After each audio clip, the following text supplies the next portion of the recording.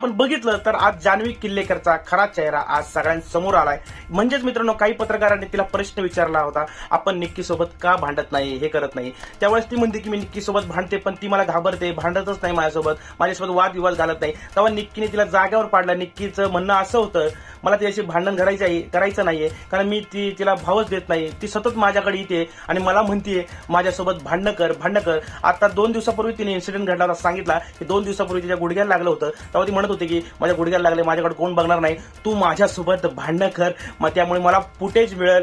आणि त्यानंतर तिने मानलं नाही, तिने भांडणं केली नाही. त्यानंतर हीच जान्हवी किचनमध्ये आरबाजला म्हणते की माझ्यासोबत भांडणं करत नाही, मी दिसणार कशी, असे वगैरे वगैरे त्यांचं बोलणं चाललेलं आहे मित्रांनो. आणि हा तिचा चेहरा त्यावेळेस सांगितला, तेव्हा चेहरा कसा पडला होता मित्रांनो. तुम्ही जर ते बघितलं असताना तुम्हाला खरं सांगतो मित्रांनो, हसायलाच आलं असतं. अशा प्रकारे मित्रांनो जान्हवी किल्लेकरचा खरा चेहरा असा बाहेर आलेला आहे.